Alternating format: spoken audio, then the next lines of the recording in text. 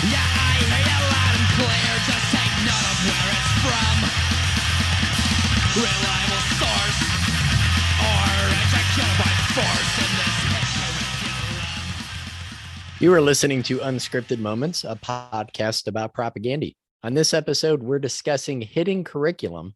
The song appears as track 29 on the CD compilation Where Quantity is Job Number One, released in 1998 on G7 Welcoming Committee Records.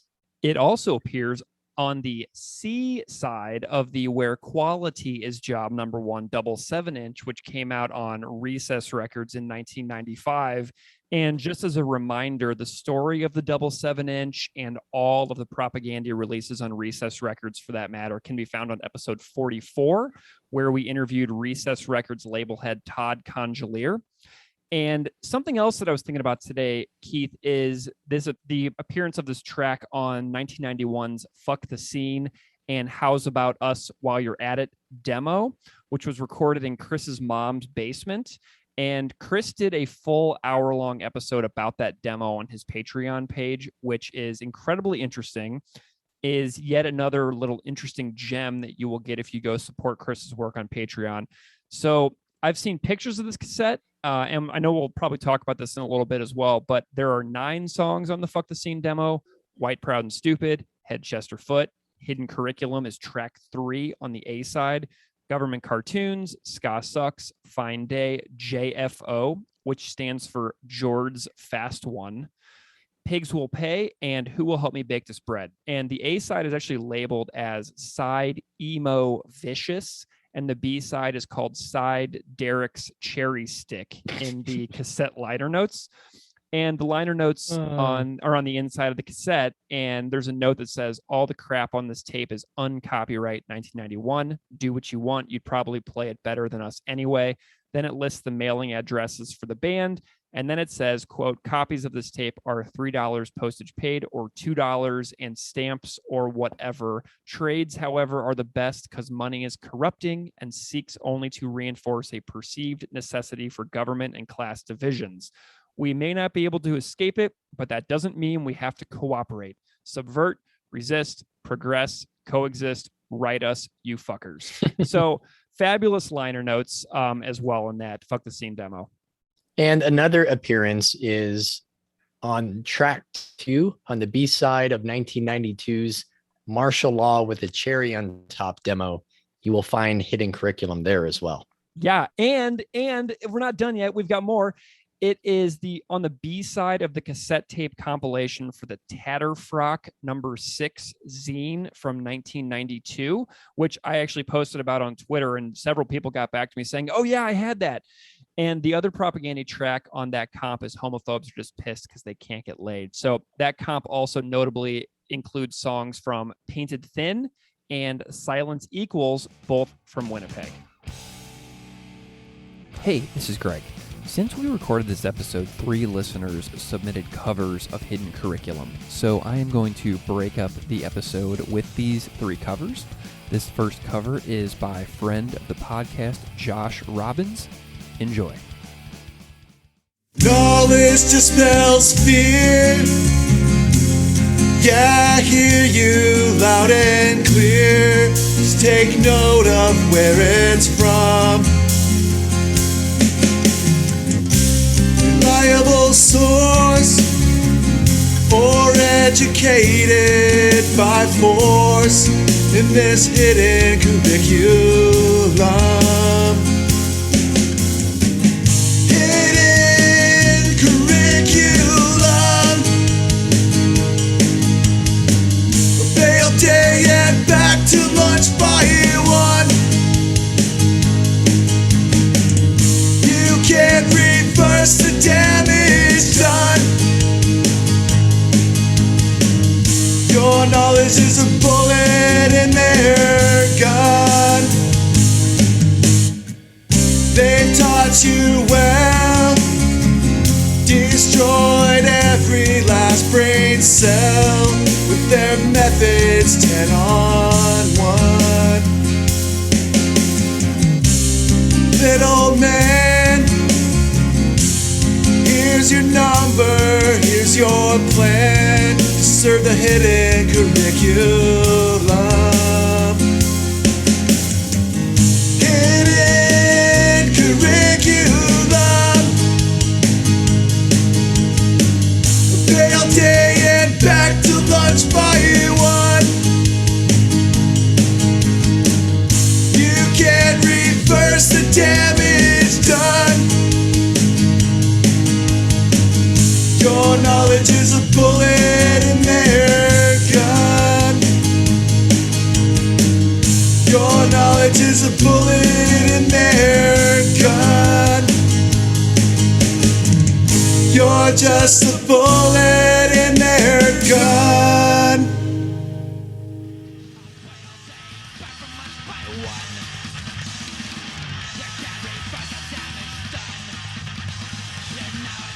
All right, so a lot of background history there in this song and other releases. And today we're actually doing something special in that we have a third person joining us for the entire episode. Yeah. And, way back when we started this, we had Chris Deutsch on for Cop Just Out of Frame, and he was on for basically the whole episode. And we're sitting here and he's being very patient while he listens to us blather on and on, as we are wont to do here. But Scott Robertson, aka Propagandy PhD, aka my Winnipeg roommate, is here and is sitting here on the call with us right now. So, Scott, how's it going over there? Hey, Greg and Keith, thanks for having me. And when you were talking about that Fuck the Scene tape, were you talking about this one? I was. That is the exact one. Oh, it is this one. Okay, just double checking. Yeah. We're going to have to do a screen capture of the three of us sitting here with you holding that cassette tape so we can post it out on social media. But Scott, why don't you go ahead and introduce yourself a little bit to the Propagandy Pod audience, because a lot of people probably are following you now and a little bit of like what your work is about. But go ahead and say hey to everybody out there. Tell them who you are. Tell them what you do. Well, I'm a longtime listener, first-time caller. Welcome. I probably relate to much of the audience, right? Where Propagandy had a huge personal impact on my life, and it kind of informed my politics. It gave me a path into college. I majored in political science simply for the fact of trying to understand Propagandy songs. So, like many of the listeners, I enjoy the episodes almost to the point where I can't listen to them because you guys give me homework. So it's like, oh, I have to look that up, research that. So it's kind of been a weird struggle with this podcast. So yeah, I'm just happy to be here. I love it, Scott. I love it. Well, the way that you and I got in touch is because whenever I started posting about that I was going to go to Winnipeg for the 3 shows that happened in October, you and I have been chatting a lot on Instagram DMs for several months at that point. You're like, listen, I'm going to be there. I'm going to Winnipeg for a couple of weeks. And why don't you stay with me and we'll hang out? So that was a real thrill for me. But it also was, it's kind of nerve-wracking to meet new people when you like go to another country and you're like, hey, I'm going to go stay with this person that I've never met. But it was a blast. And I want to know the scope of why you were in Winnipeg, because I was there solely for the shows, but you had a much different purpose up there. Why were you in Winnipeg all throughout the first half of October? Tell me about the purpose of this. So part of my dissertation is situating Winnipeg as a character in some sense. So I had planned to go to Winnipeg at the beginning of COVID in April 2020. I had booked my plane ticket. I had an Airbnb set up. And then it occurred to me that the border was shut down. Mm-hmm. So 2 years later, basically, I get to come. So for me, I wanted to go there and really experience it firsthand. So I'm from Southern California, grew up in Long Beach. So I'm very much a part of the SoCal Fat Wreck scene. Mm-hmm. And so that's what Propagandy was to me. So I felt I needed to be there to experience it, to walk the streets, kind of in a John Sampson kind of way, just to walk the streets, see the buildings missing like teeth. Maybe to find, I don't know if it's finding, but to be more authentic or to give Winnipeg the diligence it deserved. Because a lot of what we know, let's say reading Maximum Rock and Roll zines, is like the scene report, that each scenes have different values. And that's reflected in the lyrics. And one thing we see a lot with Winnipeg bands is the sense of isolation, being in the middle of the continent where the East Coast and the West Coast are the same far away. And so I have to situate Propagandy in the prairies as well. So I did the tour. I went to Portage la Prairie. I drove around, just really tried to get it in and feel that sense of alienation. Nice. I'm wondering about essentially like the overarching purpose of your research a little bit, because I want to talk about the trip as well, but I also want to know kind of like what the purpose of the overall goal or whatever. I don't really know how to phrase the question for what you do, but like what is the like overarching message or goal or objective of the dissertation that you are writing that is incorporating this band and this city so much? There are many objectives, but a lot of it is trying to figure out what is it about Propagandy that has led to this podcast, that has led to numerous people saying it's changed their lives. It changed how they parent. It changed their academic trajectory. Are they doing something unique? They will say no. There's a bit of an imposter syndrome that they often fall back on. Yeah. Is it something about punk that they're doing? Are they doing their own version? And there's punk scholarship that's prevalent, especially in Europe, because let's say the British scene emerged first. And so the academic scene was first to pounce on that. And so the early 90s, mid 90s skate punk is not really validated so much because it's so connected to Green Day and Blink and mainstream punk. So part of this objective is to put Propagandy up there with inspirational bands or influential bands like Crass that a lot of punk scholars aren't paying attention to. And another issue that punk scholars look at is the sociological aspects. So straight edge have their groups, like it's the subcultures. And not many punk scholars get into the education aspects. And if they do, they just quickly connect it to Paulo Freire, who wrote Pedagogy of the Oppressed.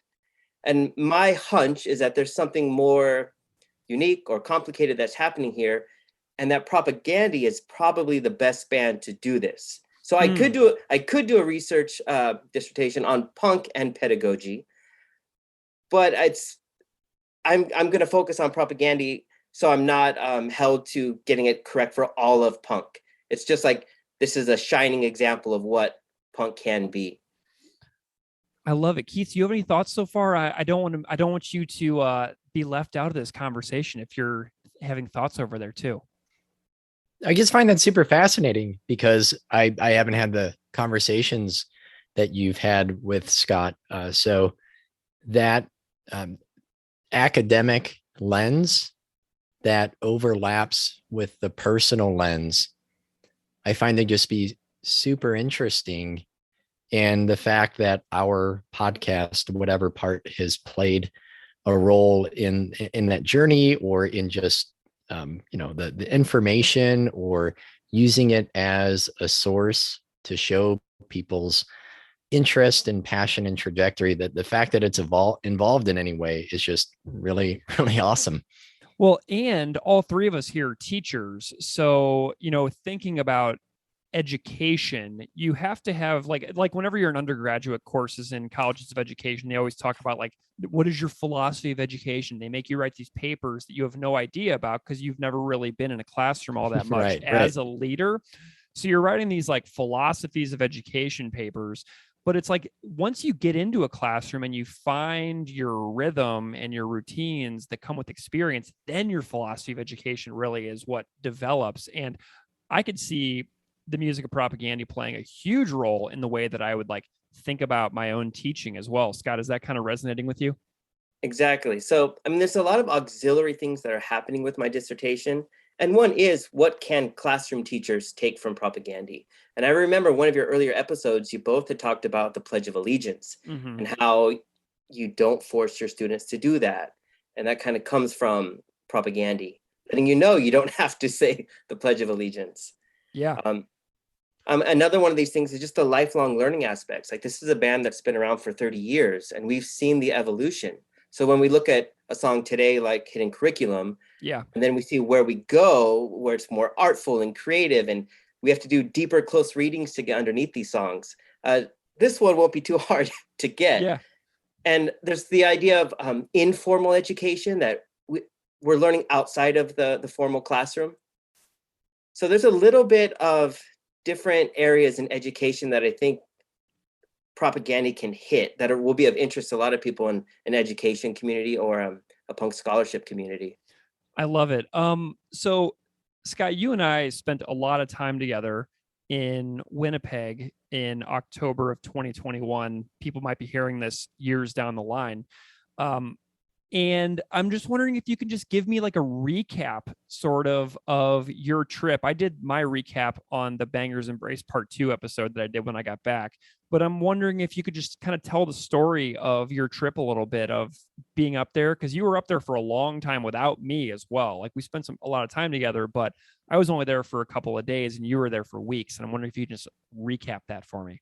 Yeah, you were a bit of a whirlwind. You were in, you were busy, and you're out. Wham bam. So the things that struck me as interesting is, let's say somebody from Los Angeles, is that when I arrived in Winnipeg, the airport didn't have signs that says "Welcome to Propaganda City." There weren't propaganda murals. I would ask the Uber driver if they know the Weaker Thans or propaganda, and they're like, no. Yeah. And that was a bit humbling, because all I know of Winnipeg is these bands, that scene. And it's a city that's chugging along just fine without them. Yep. And so that was a humbling, obvious realization, but sometimes you just need that. You just need to see that they don't have the key to the city. Right.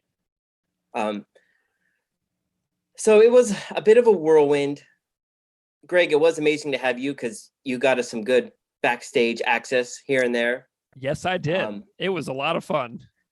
I was surprised that there was good food there. I guess perhaps it's the global world we live in, but I still think of Roughage Eatery and the jalapeno macaroni and cheese I had there. Shout out to Dwayne Larson, who took us there, because that was a wonderful, unexpected excursion to wake up and have Dwayne be like, let's go eat at Roughage. It's wonderful and you will love it. And so we went and had that. That was great. And the trip started off on just soaking in Winnipeg. That's how I would explain it, that I just wanted to soak it in. I think I told the Border Patrol that, and it didn't make much sense.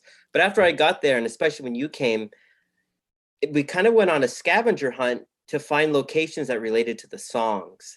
And that sort of took on a different agenda for me, is going to locations that were in songs, like the murals on West Broadway. That was a great one. When I heard that song, I always just imagined New York, because that's Broadway and murals in Broadway. And so it kind of shook that understanding that, oh, it's literal. It's right here where we're standing. That's no longer any murals. It didn't last 15 years. We went to Ruby and Palmerston. And I just couldn't help but overlap a lot of the Weaker Than stuff as well. Yep. We went to G7, which was on Albert Street. That was so great. That was one of my favorite spots, climbing that staircase up to that third floor office where G7 used to be, in that beautiful building with those amazing wooden floors. That was one of my favorites. That was one of my favorite spots we went to be honest with you. And we had the realization that our records must have gone down those stairs at one point to get mailed to us. Exactly. Yeah. And then another one that I'm thinking about is when you and Jamie and I went to the Parliament and saw the Golden Business Boy from the Weaker Than song on top of the Parliament building. And then we saw the plinth where the statue was toppled and all the red hands were painted on it. But if you look at the back of the Let's Talk CD cover, that statue is still there. That was a powerful one for me. I don't know how you felt with that, but that was amazing. Yeah, that one I didn't want to leave. We were lying on the grass trying to take good photos, but to me, it's almost just wanting to be connected to the earth a little bit. That was powerful. I wasn't expecting that. I just thought we're going to take photos of the government building, and we got hit pretty hard with that. Hi there. Time for another cover. You may remember if you listened to the Leg Hold Trap episode that there was a hardcore cover in that episode.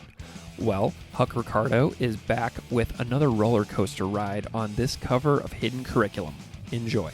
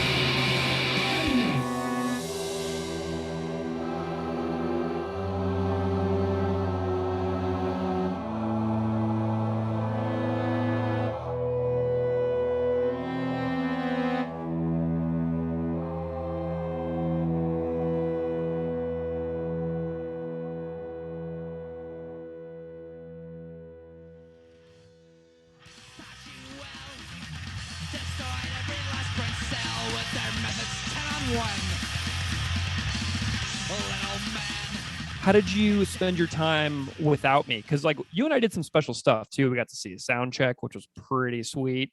But I'm wondering what you did as far as the work goes whenever I wasn't around. Don't tell anybody, but I was still teaching classes over Zoom. Nice. I'm pretty sure my school wasn't supposed to know, but anyways, I had rented a car and I went west to Portage la Prairie. Yes. Tell me about this. I went to the site of the old Harold Edwards Elementary, which is now just a stone plaque that commemorates that there used to be a school there. And that was also the site when Chris heard "That's the Sound of Freedom, Son." That happened on that, right at that base. I went to Devil's Creek. Chris posted that on his Patreon. So I got the locations, went there and soaked in the not so amazing Devil's Creek. No, I mean, I loved your picture from there though. Like that was so powerful to be able to see that. That was really cool. Yeah. And it's a reminder that it was just a drainage ditch. Yep, exactly. And then you went to like a sanitarium or something, right? Didn't you do something else? Yeah, that was a John Sampson thing from the Nanette Sanatorium. He has a song about the letter in Icelandic. That scared the crap out of me. It was abandoned. I thought it was open for tours, but apparently it wasn't. And there were just signs everywhere that said, get off the property. So I I got out, took some photos, and they had the creepy windows where I looked up really slowly because I was so afraid there'd be like an old woman in a wedding dress staring out the window. So I took off. And it was in an RV park. So I drove a few hours for about a 30-second tourist trip. I love it. I love it. Do any other moments of the trip stand out to you at all? Like, because you were up there for a long time. It was nice meeting people from Winnipeg. I got to meet Jamie Fougere. Yep. He did a little tour. And that was amazing too, which is part of that seeing propaganda from another lens. So in my circle, everyone got propaganda from Fat Record CDs. Yeah. So it was really interesting to meet people they're from Winnipeg and they find out, hey, this band's from where I'm from. And so they like him for a different reason. I got to see the Northern Lights for the first time. Scratch that off the bucket list. You and Amanda got to see that. That was amazing. Those pictures were wonderful. Right. Maybe you can agree, but one thing I was really curious about was the local fan base at the shows. Like, did they act as though this is our band? Would the demographics look different? So that was kind of thrilling. And yeah, there's all walks of life there. Different age groups, dudes in shirts and shorts and tennies. Like, I've gone to the LA shows where it's pretty much a hipster convention. So it was not that. It was just cool. And you could tell the band was more comfortable on stage. Like, they were home. They're just a little bit at ease. It's a nice feeling being able to walk out the back door of a club, get on your bicycle, and you're at your own house in 10 minutes after a nice little bike ride down the street. You know what I mean? Right. Chris was taking off right away. Yeah, he was out of there, man. He was a ninja. There was no sticking around whatsoever. He was in and out. So Scott, another thing that I wanted to ask you about really quick is a book that you were an editor for, which includes writing by Chris Hanna and also Chuck D, interestingly. And you mailed me a copy of this book a long time ago, which I absolutely loved you for, and it's wonderful. But I'm wondering if you can talk to me a little bit about this book project. And I wish I had it in front of me here because I would obviously be saying the title right now. But I'm wondering if you can just tell me about this book project that involved you, Chris Hanna, Chuck D, and many other people. All right. So that book is Rebel Music, Resistance Through Hip Hop and Punk. That came out in 2015. And had that come together now, it might have turned into your podcast. Ooh. Because it originally was, what if you could get scholars that propaganda often cites, like Chris Hedges or Noam Chomsky or Tim Weiss for race, and have them analyze songs. Mm-hmm. And then it turned into, well, it should be punk. And then, well, why just punk? We have like a brother community in hip hop. And so we got these two worlds to kind of mix together to see where the parallels were. Again, thinking like propaganda, the intersectionality of issues, of cultures. And so instantly we had to get Chris to do a forward. And then someone knew Chuck D. And so I was the one who got to edit both of those forwards, which was an honor in and of itself to be, on one hand, editing Chuck D's intro and then checking Chris's, and then conversing back and forth with Chris about that as well. That's crazy. Do you have any specific memories about going back and forth with Chris about the writing? Because academic writing, public scholarship writing is very, very specific skills. And I would imagine that maybe that was the first time Chris had ever done like a formal book essay like that. Do you have any specific memories about working with him on that stuff? Yeah, I think it probably was one of his first ones like that. And I do remember him being humble and sort of nervous that he wasn't up to par. Again, it sounds just like Chris Hanna. And I'm like, you wrote something brilliant. What are you talking about? And this might be because of schooling. And maybe when we get into hidden curriculum, we can start to point out some of those effects that stay with us, because he doubts his smarts, right? Mm-hmm. And maybe those are bad teachers, and you get an answer wrong, and then your classmates raise their hands quickly, and then they get it correct, and you feel dumb, right? Like when school becomes a trivia show. It can make us have lifelong doubts. And so that was kind of astounding, where I feel that they're brilliant, right? They're creative. They can write well. We are subscribers to Chris's Patreon, and we've seen his ayahuasca episode, his Amazing. Prisoner. He knows what he's doing, but it's like his schooling has taught him you're an idiot, and that just stays, or perhaps it's parents, that you're a moron. Like my dad's like that. He always calls me a moron. Oh, that feels great, I bet. Oh boy. Keith, do you have any thoughts on anything that Scott's been talking about before we move into hidden curriculum itself? I'm excited to hear how you've brought those past experiences, as well as, what you explored at Winnipeg as an outsider. I know we kind of have rose-colored glasses in a way, thinking about the city, thinking about, the place where the band's from. So being able to bring that to this conversation here, I'm stoked to talk about the lyrics. And I should say, Awesome. if there's any listener that has thought about going into grad school for something like this, do it. A part of my methodology, which sounds fancy, is doing an ethnographic or an auto-ethnography, where I can bring my own personal experiences into how I analyze a song, right? I was there in 2001 when 9/11 happened, and how did I receive today's empires? So a lot of our compulsory K through 12 stuff puts a lot of limitations on us.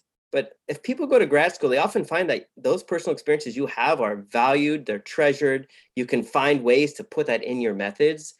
So I would encourage anybody who has a passion for this, that you can go into it. You can find a sociology department, an education department, and your personal experiences do matter.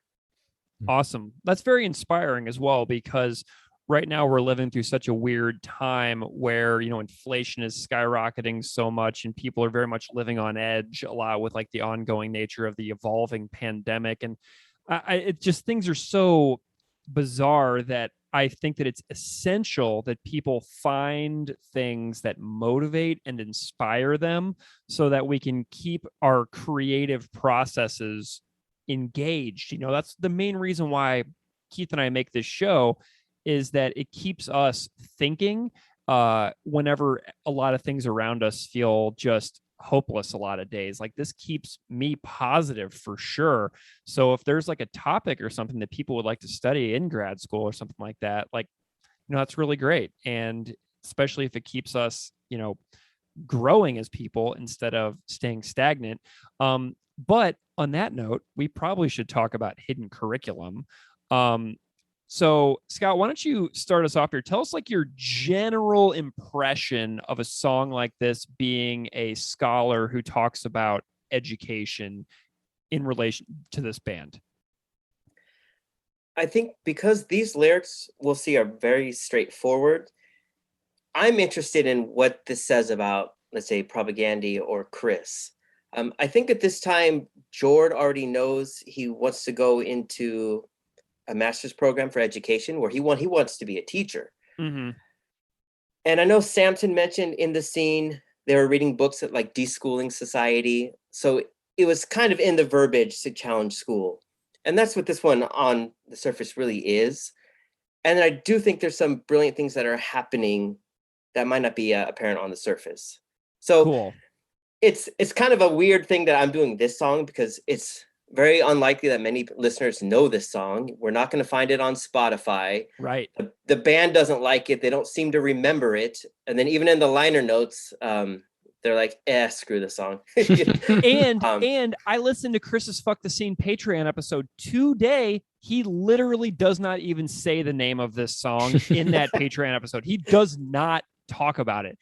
So he skipped right over it. So it's a very inconsequential thing. But the beauty of this podcast is that we're trying to talk about every song, even the ones that nobody listens to anymore, including hidden curriculum.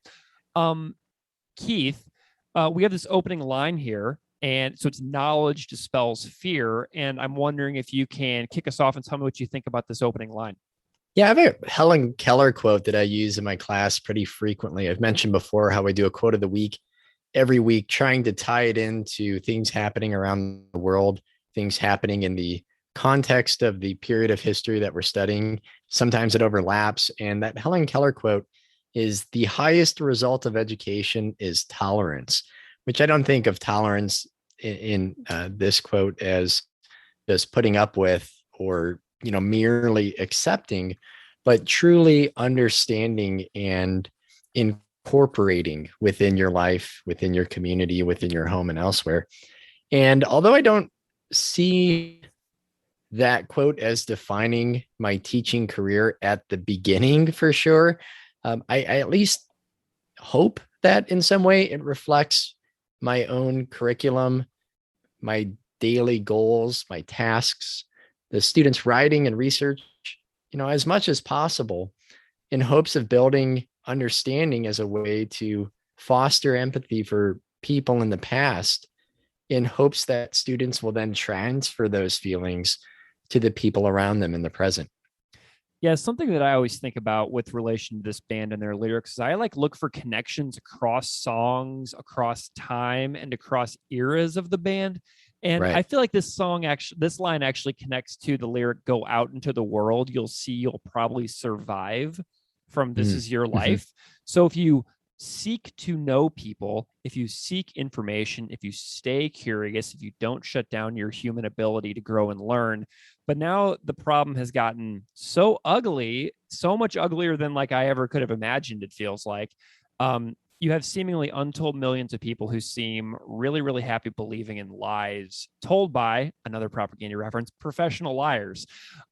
So that's just kind of what this reminds me of. Scott, what are you thinking about this opening line here? This is a good example of why I'm happy to have gone to Winnipeg. So when I went to Portage la Prairie, it being an Air Force Base town, there are also old airplanes as monuments scattered all throughout the town. And in my hometown of Lakewood, California, we also have one of these small like airplanes that are at a park. So for Memorial Day or Veterans Day, people will go and pay their respects. But this was everywhere. And I'll send you some photos of it. And this knowledge dispels fear comes from that military background, from like the Royal Air Force. So it's a really tricky one here because on the surface, it sounds inspiring. Knowledge dispels fear. But if we continue with the lyrics, we'll say, yeah, I hear you loud and clear. Just take note of where it's from. Yeah. A reliable source or educated by force. So it's representing the milieu of where Chris is from. He's on the Army base or the Air Force base. And so his teachers are connected. And so he's challenging something that sounds reasonable, that, well, look who it's coming from. And does context matter now? Because this is, well, if I'm going to paratroop into Vietnam and I know how to pull my ripcord okay, and I know how to load my gun, I'm going to be safe. I love it. That is definitely an interesting little about face there. Whenever you add in that line after that opening one, because it really does flip the meaning like almost instantly when you think about it like that. Keith, what do you think about this this second part here that Scott brought in? No, that's a great explanation and insight that I don't have, in that, so often, I mean, especially teaching, being a teacher, being from the States, having never been in Canada, I can't necessarily think of the context of when Chris wrote these things, what's happening, and how that in those environments were shaping his thoughts, and then ultimately the lyrics. So pulling back, right, zooming out there, I think is a great, I think it's going to be a great contrast to like the very personal interpretations that I've brought today, making sure that we still think about making this Winnipeg centric in a way.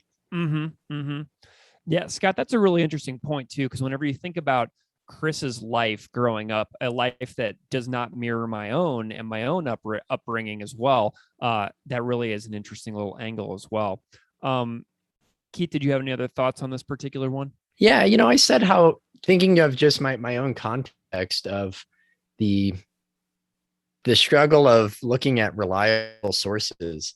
I have to say that it feels like a Sisyphusian task right now, teaching media literacy and critical thinking at this very snapshot moment in which there's exponential growth in technology, when misinformation and doctored media can literally be pumped out faster than it can be detected. So if it was a problem then in the 1980s or the early 1990s, it's absolutely a far greater problem now.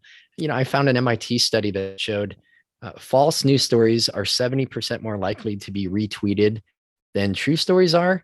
And it also takes true stories about 6 times as long to reach 1,500 people as it does for false stories to reach the same number of people. And when it comes to Twitter's cascades or unbroken retweet chains, falsehoods reach a cascade depth of about 20 times faster than facts. And falsehoods are retweeted by unique users more broadly than true statements at every depth of that cascade. So it's often referred to as like the bots, right? It's a problem with bots retweeting things, but this is actually human accounts doing that. And so that just feels like a constant obstacle in the classroom, and that we don't have training. We don't have any training that we have is basically being subjecting yourself to time on social media to figure out those things, to be able to share with students as well. There's no formal guidance. There's no part of our curriculum that specifically addresses it. So it's kind of just up to teachers to do that. And we already know that, public educators are taxed enough. And I really do love that educated by force line, educated by force in the HIDA curriculum. And I do think I'm going to sound really defensive probably, or apologetic at times. So I do think there has been progress that's been made in terms of what is taught in schools and how things are taught. I just have to think of my own coworkers, what they're doing. There are countless viral videos or articles that spread around of teachers who probably should never have been teachers saying and doing things that are repugnant and terrible. Even worse, that videos of educators mocking indigenous people or hurling ethnic slurs, or people who are being outed as white supremacists and insurrectionists. I think even worse than that is the undetected, under the radar influence that isn't caught on camera, when adults with this presumed position of authority on a subject, they profess to have like all of the answers, that all questions in history have been settled and students need only look for answers rather than inquire beyond the textbook. From the passive language of Native Americans were removed from their land, or enslaved Africans were brought to America. There's very passive uses of language that obscures what actually happened and then absolves Europeans or American settlers.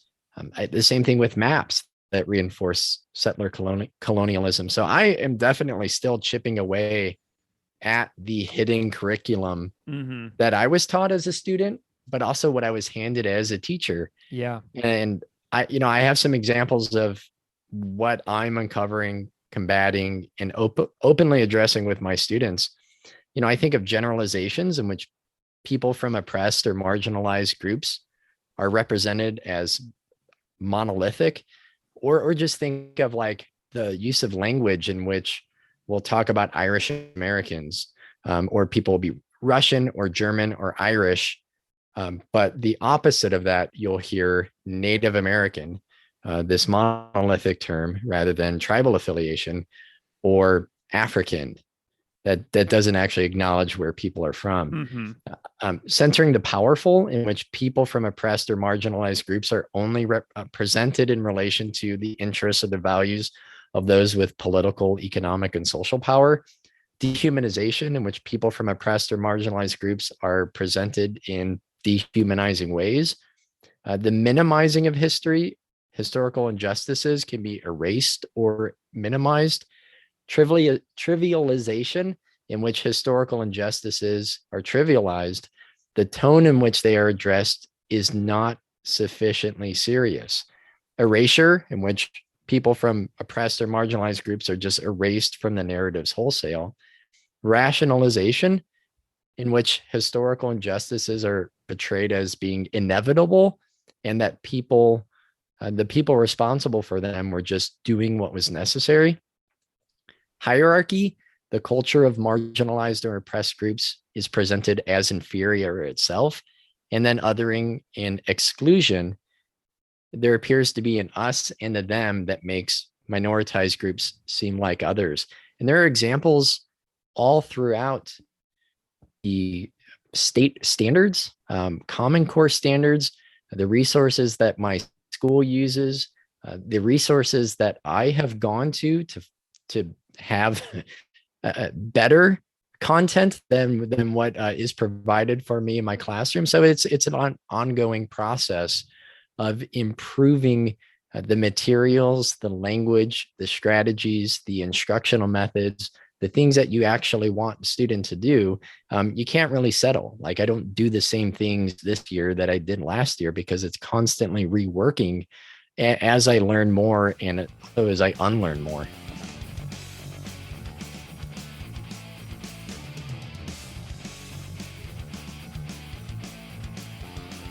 Hello. Our third and final cover of Hidden Curriculum in this episode is more metal, but a bit more of a doom feel. This cover was arranged and performed by Eric, a longtime listener of the podcast, and we'll be back to finish talking about Hidden Curriculum with Scott after this tune. Enjoy.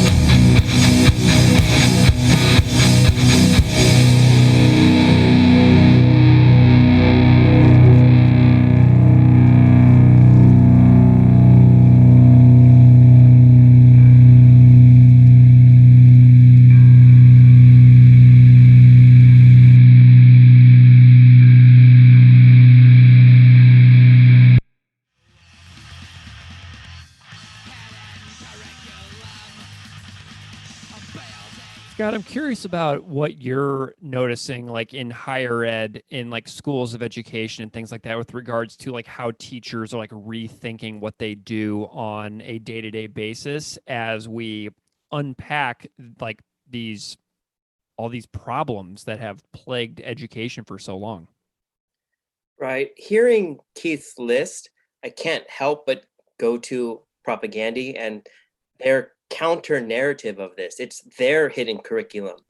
Like I recalled you said dehumanization and erasure of people's lives. Right. Propagandy brings these voices back. Yeah. And even John Sampson, even though he's not playing fast punk rock, he's known for taking the place of marginalized voices. Like he's still doing that. Millennium for all. Yeah. And so that's still part of what my dissertation is doing is what's their hidden curriculum, right? It has that social justice framework, but in a way, your list, like they counter that and combat that very well.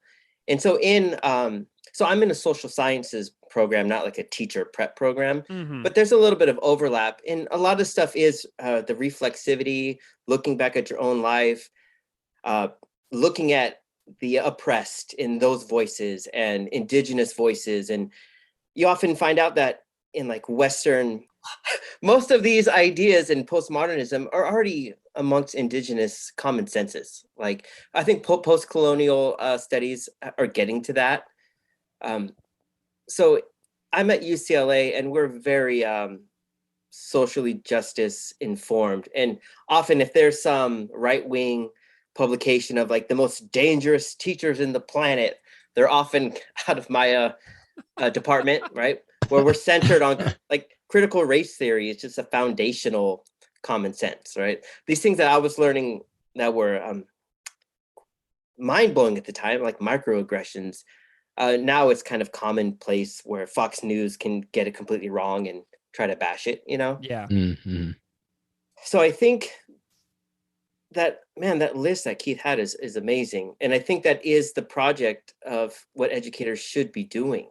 But I also think they have to let the students figure that out as well. So that's one thing, like my challenge to, let's say, critical pedagogy is if you're just giving somebody a Marxist framework and you're telling them who's oppressed and who's not, you're taking away their own epiphanies and uncovering that. And so I think Propagandy, although they're radical and although their beliefs are clear, they have a framework of, hey, call me on my shit, I might be wrong. There's something in their dialogue and in the way they speak that allows people to slowly grapple with the issues. And a lot of us were buffet Propagandy fans, right? There might be in the early 90s, like, oh, I like everything, but oh, not that gay stuff, or everything's great, but like, I believe in God, or, well, I'm gonna eat animals. But they create that sense of, you get to uncover that on your own. And I think that's why they're actually good teachers. Like, I know that unfortunate No Effects song, The One-Celled Creature, where Fat Mike says, oh, you could be the next Gandhi or Chomsky. And I think that just gets it wrong. They aren't the most creative band in the world, which they often say, but they're somehow amazing teachers that are challenging that hidden curriculum. So I find this really intriguing that this song at the beginning of a discography that's kind of pushed to the side is kind of going to inform the rest of their 30-year project. That's really amazing and very well said. Yeah. So, we had this next line in the song here, obey all day and back from lunch by 1. And this line got me cracking up today because right now I'm not like in a traditional school setting. Like all my teaching is like online and asynchronous. And so I have a very different lifestyle than I did a few years ago. But this timing gets me thinking about the internal grind of being in a school back from lunch by 1, or you're like your minute by minute existence is totally in control by people who write a schedule at a school district and then enforce it and then program the movement of students to be associated with blaring sounds that come out of the ceiling of the school at given intervals. And that's for teachers and staff members as well. Everyone is managed to the extreme by the sound of a bell blasting out of the ceiling, and then administrators and teachers oftentimes literally chase or herd students to their next location if they're late. Like at one of my old schools, we used to call this sweeps. So the bell would ring. Oh, yeah. Students who weren't in the hall, who were still in the hallway after the bell, got swept to an administrator's office, and they would have all of their tardies documented. And then there would be a tier system of consequences that would occur if they accumulated a certain number of tardies. So essentially what it is it's body hurting, right? There really is a lot of obedience that goes into it still to this day. Like, this was just a couple of years ago. And as far as I know, the school still does it. And I currently work for a school that offers a wide range of fully online curriculum. And what's been really interesting about it is all my students do their work entirely from wherever they are in the world, whenever they wish to do it. So there's no obedience required in my current form of teaching.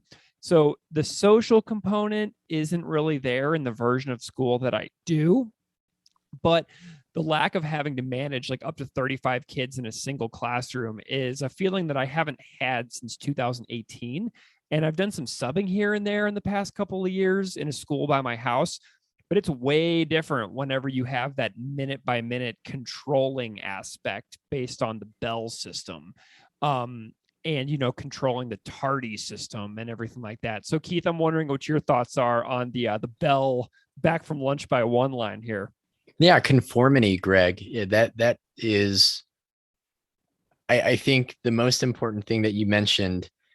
I'm still trying to wrap my head around the sweeping thing. Yeah, that is wild. Oh, yeah. No, it made me insanely depressed because I was on sweeps duties on certain days. And so if I was on a prep, I would be on sweeps duties on particular days. Yeah. And if you don't show up for your sweeps duty, which teachers would skip their duties all the time because we all hated it, you would hear about it. So, I'm just curious about your thoughts here. Yeah. As being in the rough of public education, as I said, I will criticize and defend it. And, it earns its backlash plenty. So I'm not above ragging on the faults and failures of the systems that we've developed, especially in that public schools are one of the least democratic institutions in the U.S., which is saying a lot, and also sadly ironic, being a nation that romanticizes rebellion and autonomy and independence and purports to value democracy and popular sovereignty. The vast majority of my experiences in public schools as both an educator and a student have been defined by obedience and conformity. And I mean that there shouldn't be accountability. I'm all for consequences when earned. Trust me, this school year has definitely has proven that, given the really extreme challenge that we've had, with 12, 13, 14-year-olds, people whose brains are still developing, people who have been at home for a year, who've not been around others, who've not been in social or, academic settings in a classroom. And it's been pretty wild. So I'm for there being accountability for what people do, but students are told what to learn, what to value, what to celebrate, what to say, what to ask, what to answer, and what to think. And like Scott said, if we provide resources, radical or not, to individuals and allow them to come up with their own conclusions, to allow them some choice in the classroom, to have a say. And this is all saying all of this, I'm admitting that I don't do this nearly enough. I mean, there's one way to push back against basically a group of children sitting down at the bell and looking up forward at the the whiteboard on cue, like trained lab rats or something. All of this reminds me of the song Little Boxes by Pete Seeger. But Of everything that I've done, a couple years ago, I hosted a public speaking competition where my students gave call to action speeches on issues that they cared about, that they researched, that they wrote about. And while it was empowering, they were really, really engaged. They spoke to local community members. There were parents, business owners, members of the school board, our town council, a variety of people there to hear their presentations. It also still felt like a singular event in which it kind of stood alone. And maybe that it raised awareness on issues like human trafficking, racism, sexism. There were examples of gun violence. It was still an isolated event that didn't really create further coordinated action or change. So you might have these pockets of like bottom up student led organization activity and activism, but it's kind of like that Twitter meme, like we'll let you have a little, right? We'll give you a little bit of sovereignty, but then we're just going to take it back and we're going to continue on with the next chapter. We might tie in this next line here, but Scott, I'm curious about your thoughts here. But that next line is, you can't reverse the damage done. Your knowledge is a bullet in their gun. And I'm wondering what's running through your mind over there. I like both your responses to the previous line. And if I can add to it with the knowledge of having interviewed the band and my own personal experiences with tardy sweeps in high school and what an education department might say. So when I was in high school, we'd get the announcement. So if you were 1 minute late, they would lock the door. And I think there's something powerful about locking a door of a classroom. Holy smokes. And then we'd have to go to the cafeteria and we would miss the entire class. So clearly learning wasn't the priority. But what's interesting about the context of this line in a school in the prairies in Manitoba is most of the kids walked to school. So there's a little bit of independence there. And they went home for lunch. Even in elementary school, Sampson said he would go home for lunch. So when they're saying back from lunch, they actually left campus. So it's almost like they got that taste of freedom. And so this contrast of now coming back, it's your personal real world is now being shut off and you're entering the classroom again. So in education scholarship, we like to evoke third spaces or background knowledge that once you enter the classroom door, you don't have to shut off what you already know. And I think that's kind of insinuated here, that your whole background and your needs and your wants and desires are done and you've got to obey and hear this lesson. And if you want to do a graphic novel on Kiss, no, that's not part of the curriculum. So even though that might be great to a young kid like Todd to be able to do his own stories and things like that, it just wasn't allowed. His own personal interests had no room in the classroom. So of course you start to hate school. Yeah. So this, I've got this line here that you can't reverse the damage done. Your knowledge is a bullet in their gun. And in this, the teachers seem to be like the facilitators of this bleak and very dark scene at school, right? And I'm sure that's definitely been the case for a long, long time for many countless students of teachers being viewed as like a confrontational enemy. I'm going to choose a little bit of hopefulness here and see that I feel like it might be shifting a tiny bit where now the teachers are begging kids to use reliable source material in their work and encouraging deep research and using reliable information that can be validated through things like the scientific method. And yet the dregs of the internet, clickbait, OAN, Fox News, etc., run rampant, telling us basically to question what our eyes and ears are telling us to be true, which Timothy Snyder writes about a ton in his book On Tyranny, which is an amazing book, by the way. But the media in so many ways is trying to get us to disbelieve our own eyes, disbelieve our own observations, and then changing it up every few months to another new confusing piece of mind treachery that keeps people in a perpetual state of confusion, but feeling as if they're seeking truth and information. So people who consume these styles of media feel like they're doing their research, but really what they're doing is like they're going to get the totally opposite message from that same source a few months down the road when it's convenient for that source to manipulate people in such a way. So the amount of times certain news outlets have been proven to be hypocritical in their reporting after reporting one thing and then months later reporting its opposite is pretty stunning.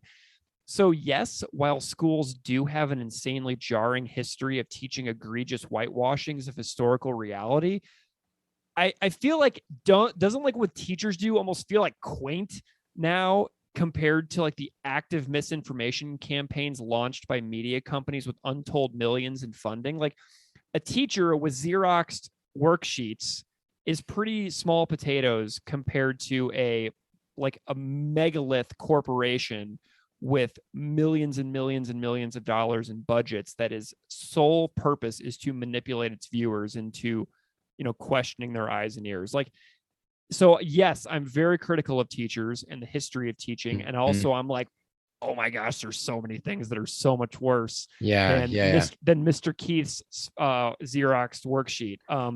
Anyway. Greg, I have a GIF of Sauron from Lord of the Rings saved on my desktop. Oh God, where he's just smashing people. And I typically use it every time one of those teachers again goes viral, is in the news, has some terrible math problem about enslaved people, or, does reenactments in the classroom, or has just an awful writing prompt. Yeah. Just unreal. Like how could you ever think that was a good idea? And for as much seething hatred I have for those educators, I agree that there are bigger fish to fry. And I know I'm biased and I'm deflecting as a teacher, but I would really love to hear how the band would write about the song differently today. And I would guess that the lyrics would focus less on maybe individual educators, again, who deserve criticism when it's due.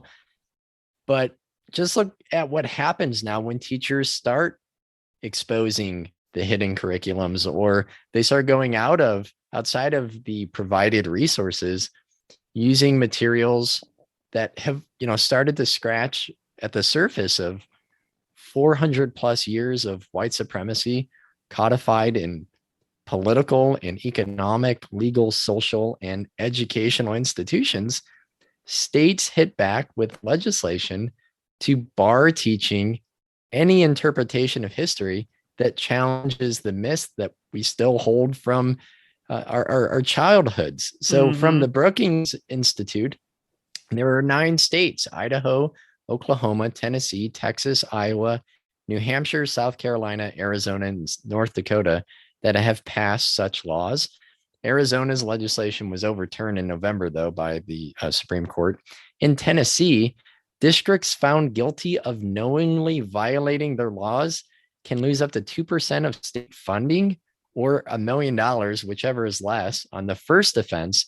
And the penalty grows to 10% or $5 million by the 5th offense, teaching things that are obvious, and that we, celebrate Martin Luther King for challenging, right? But if it's in a different source, or if it's coming from someone else, then it must be some sort of misrepresentation of history.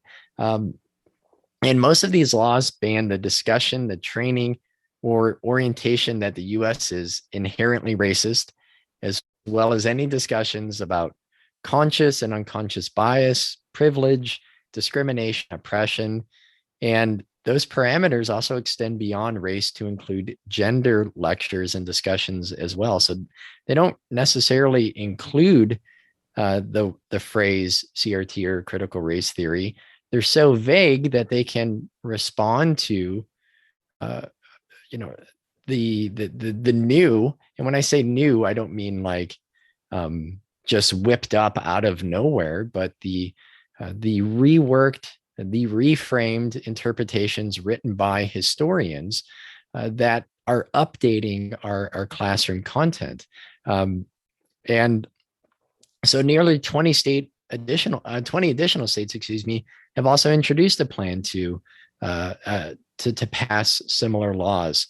I just co-hosted a teacher training at Purdue Northwest in Hammond, and it included strategies from Learning for Justice from the Southern Poverty Law Center.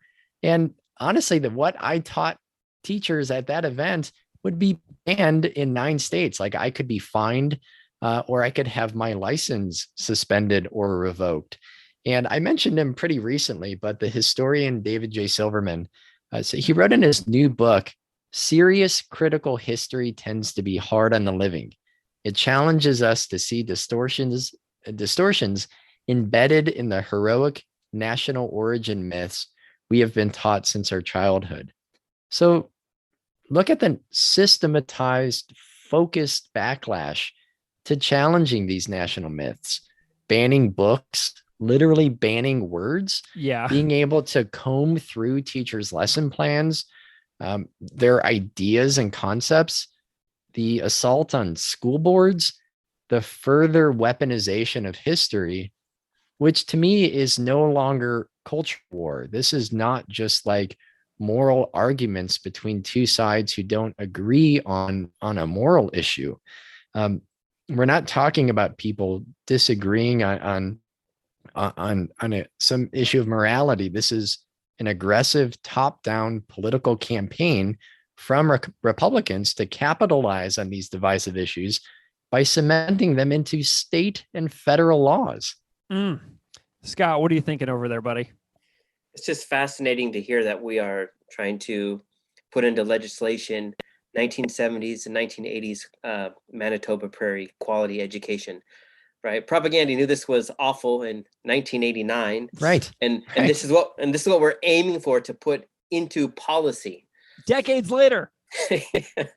So yeah, would the song change very much? I don't know. Oh God. But Scott, what's really interesting too, though, is that the 3 of us are spread out all over the country. You're in California, I'm in New York, which are, the states that people would associate with slightly more left of center living in the United States. Keith's in Indiana, so he's deep in the territory. The Texas of the Midwest. And so the 3 of us are spread all the way across this country, but yet we all are sharing the same country. So we have parts of the country that are trying to ban specific words from teachers to use in their classroom. And yet we all live in the same country. It's really mind-boggling, and it makes me feel disoriented so much of the time, Well, we got this last lyric here. They've taught you well, destroyed every last brain cell with their methods 10 on 1. Little man, here's your number, here's your plan to serve the hidden curriculum. I'm dumb. And this really resonates with me because in a certain way, because I have vivid memories of taking my first exam at a university and getting a 26 out of 100. And feeling as if I had been utterly failed my entire life on my educational journey, because I get to this thing that I was trained allegedly for my entire life, and I get there and I'm immediately a failure. Like, I couldn't do math, I couldn't write coherently, I couldn't do anything really worthwhile academically at all. And I basically had to squeak by taking remedial math courses at the community college and transferring my credits to my university. I had to go to the writing lab for literally every paper. I had endless help sessions. I got sat down by a few professors, one of whom actually is colleagues with our multiple recurring guest, Dr. Chris Deutsch, who I had as a professor in college. And she very gingerly told me, "Greg, you have no idea what you're doing, do you?" And I'm like, "No, Dr. Rimpf, I have no idea what I'm doing." And so I felt as if I had no brain cells. I felt like a complete idiot. And I got to the thing that everybody said I was preparing for. And then I was just all of a sudden like a total catastrophe, which was very jarring. Keith, what do you think about this last line here in the song? Well, I mentioned that public speaking event, Project Mikvah. If you I know there are a number of teachers out there listening. If you teach middle school, high school, and want to do a persuasive writing week-long unit, feel free to reach out, and I will send you the curriculum. So I'm working on that right now with my students, and one of my 8th graders is actually doing education reform. And when he said that, I was really surprised. And I asked him just to explain what specifically would he focus on. And he more or less said how our education is about making us better workers. And I fist bumped him like right away. I was like, I'm so excited to hear this speech. That's incredible. And so he said, like, but I need to find some resources to make reference to. And in the state of Indiana, we have pathways. So come freshman year, you have to choose a pathway, either in something like, accounting with math, or human services with education, or something else that will be like a block of classes that you will take throughout your high school career to prepare you either for a job or to prepare you for education after high school graduation, deciding that when you're 14 and 15 years old. And I shared with him, and, one of the ways I said to, start a speech is to start with a good quote. So I gave him the Chris Hedges quote, that the true purpose of education is to make minds and not careers. So saying, here's your number, here's the plan to serve the hidden curriculum. It's to be a docile and unquestioning worker who will keep this system going. It is not to be an educated individual who can ask questions, who can think for themselves critically, who can go for look for resources elsewhere. It's just someone to act as a cog who can then be replaced by someone else when they will inevitably break down. Scott, what are you thinking about over there about this last line, or in relation to what Keith said? I think I can piggyback a little bit with the idea of tracking, and how there's still a problem where kids aren't making this decision, and how it often affects kids of color, where they might be tracked into auto shop classes and woodworking, and something that was more prevalent in the 60s. But when I was in high school, that was still going on. And if you're a white kid and you got good grades, they're going to encourage you to do your PSAT, then SAT, and they're going to show you how to get to a school and transfer. When I look at the lyric about the destroyed every last brain cell, and then how he finishes with the I'm dumb, I think he's also borrowing the idea that school makes you smart, so the flip is to make you dumb. But they're also missing the creative aspect. Again, I alluded to like Todd having the dreams of wanting to do like creative writing. That's also not happening here. That we're getting trained for careers, but the joy of learning and being able to write poems and stories are gone. And I think that's part of what the 10-on-1 is. Like, that's an old style essay on how to come up with like examples. So it kind of killed that sense of writing. Like, it's a little trick. Literally, I've seen teachers use like algebraic equations, an equation to follow when students are writing, which completely takes away any identity or choice or unique qualities to whatever they create. Right. And it's hard not to avoid like a Chomsky indoctrination kind of story as well. With, when I was a kid, the first Gulf War was going on, and we're watching CNN, and most of my classmates in 6th grade wanted to be in the military and fly these bombers. Like, that's kind of what you want to do. Yeah. And jumping off of what you both were just talking about, when I was a teacher in England, we have a lot of listeners in the UK. And the school that I taught in the UK was very explicitly academically tracked. In the US, it feels a little more covert. Like, whenever you have guidance counselor meetings, a kid would be like, say like, okay, you're going to take ecology, and to another kid, okay, you're going to take physics. Do you know what I mean? Like, you get shifted in certain directions based on like the guidance of the school. But in like the UK, you are in like different levels, right? There's like students in like the first track, the second track, third track, fourth track, fifth track, and there's like the bottom track as well. And so I actually did a master's thesis about my school, a school in the UK, where we were talking about the experiences of immigrant students from outside the UK who move there and then get tracked in various ability levels. And it was a really interesting project for me to see how people who come from other places are filtered into a system that pre-existed before them. So I love that. I love that. I love thinking about this as well. So I'm glad that you guys were thinking about that as well.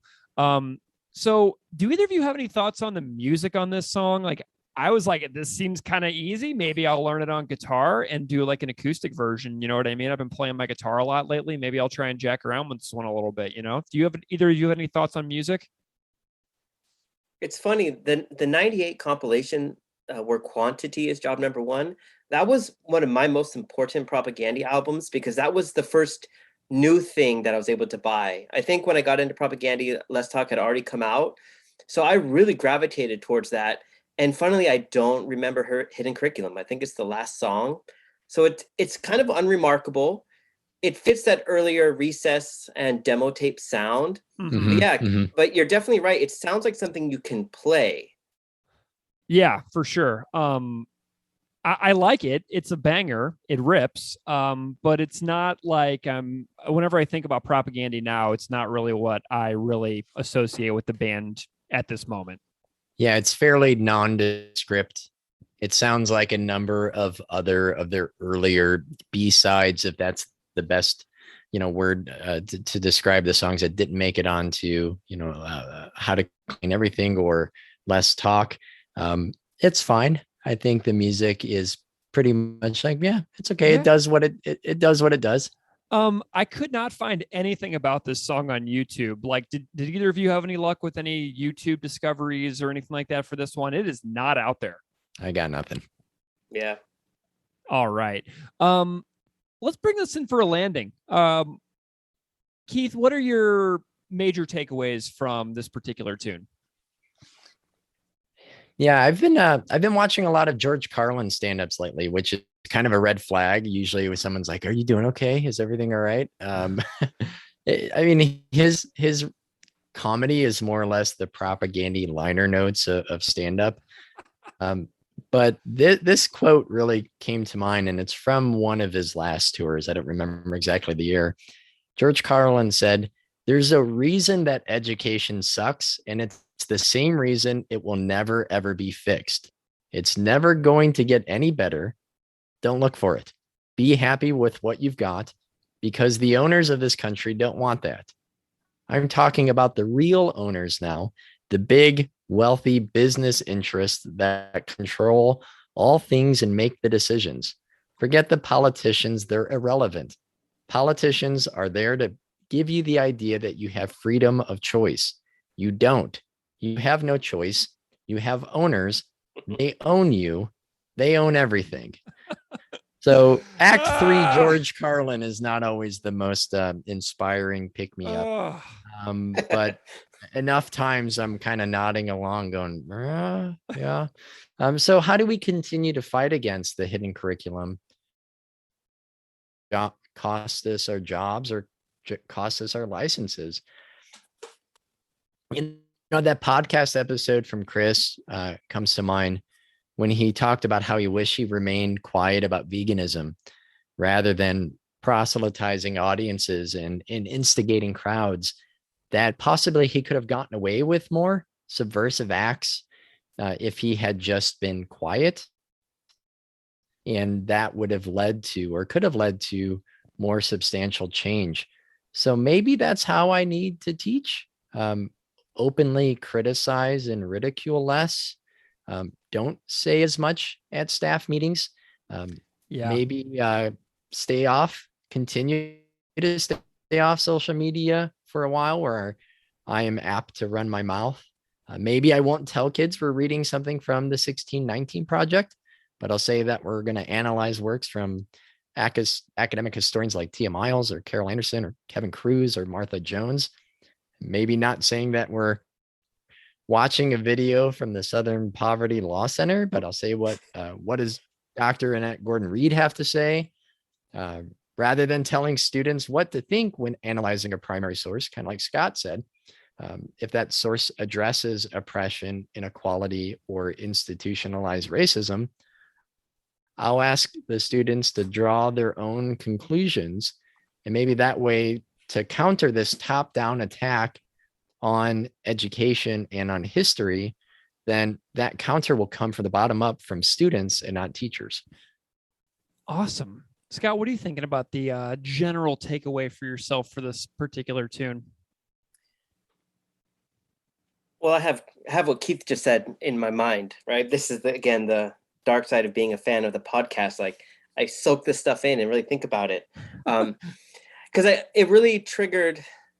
And maybe that's not a good word, but it made me think about my dissertation project in a way, and that's what this is also doing. Like, I haven't mentioned that part of the education framework or the philosophical lens I want to use is that of Neil Postman's. He's most famous for writing Amusing Ourselves to Death, but he's someone who would not position himself as being a radical. He was someone in the middle that when things got too far left, well, let's, balance it to the right. When things get too far to the right, let's balance it to the left. And I think in a way, Propaganda does this through their bullshit detecting, which was on the 2001 Today's Empire's liner notes. It was actually called Bullshit Detectors, which is a Hemingway reference. And oddly enough, that bullshit detector was removed in the remix of the liner notes. And so even though I don't think Neil Postman was punk, or that maybe he would challenge Propaganda for being too radical, for calling out people in shows, which now, let's say, Chris Hanna regrets, that they go through the hidden curriculum and the steps, and to look out for slogans, right? To find the bullshit. And I think if you're teaching students, right, to ask the questions, and I think it's the Fuck the Scene liner notes, Chris has the, question authority, but also question the person who's telling you to question authority. And I think if you're giving someone that project, it's probably going to slip under the radar from conservative people that want to keep the status quo. So yeah, that is the balance. How do we change the system without the backlash, right? Like, now critical race theory is a dirty word, and it's astounding that that's happened. Keith, go ahead and rate this guy for us. I'm going to give it a 2. I actually like this song quite a bit, despite forgetting that it even existed in the first place. You were like, hey, let's do hidden curriculum. And I'm like, what is that? It's a little rough around the edges, but I'm ignoring the production and the snarly vocals. Ultimately, it's another track that I probably would have preferred on like How to Clean Anything over than probably a half dozen other songs. So I like this quite a bit. I'm going to say that's an interesting point. I'm going to go with a 1.5, but I like what you just said. Like, if I think about hidden curriculum, Pigs Will Pay, government cartoons, Oka Everywhere, I'm like, whoo, man, I would have done some rearranging for How to Clean Everything. Yeah, exactly. That's my personal opinion on it, which I've talked about ad nauseum on this podcast for a year and a half. So people don't need to hear me go into that again, but I'm going to go 1.5. Scott, do you have a rating out of 5? Do you want to join us on our totally made up rating system that we never think about for more than 2 seconds and we just make up on the spot? Well, they've got such a huge discography that you can't feel too guilty giving a low score. I was hovering around 1, but I think the fact that it still holds up gives me that 0.5. I'm at a 1.5. That's awesome. Scott, tell everybody where to find you if they want to follow along with your projects on social media or reach out. So tell everybody all about where to reach you if they want to. Okay, great. So I do have an open survey for anybody that wants to participate in my dissertation, where I'm gathering kind of the fan experience. So if you would like to be a statistic, you could email propagandphd@gmail.com. I also am at propagandphd on Instagram. And if that goes well, if you're open to me doing a Zoom call and some in-person interviews, that would be awesome. Yeah. Awesome. Well, this has been our episode on hidden curriculum. Scott, I am so delighted that you joined us here. So everybody find Scott Robertson's work. And Scott, say the name of that book again one more time that you edited with Chris. rebel music of resistance through hip hop and punk. Oh, and I did a chapter on Rise Against. I forgot about that. And Awesome. I have to talk about propaganda on that one. Perfect. Well, everybody, if anybody wants to find us on social media, you can find us on Twitter and Instagram at propagandipod. You can email us at propagandipod@gmail.com. You can email Scott at propagandiphd@gmail.com. So our email addresses are very, very similar. So feel free to write to us. Feel free to write to Scott. Definitely follow Scott on Instagram. He's got great vinyl on there as well, and great travel photos from the Manitoba trip that he went on that I was on a part of as well. And we will see you next time. Thank you so much for listening. A building back from my spy.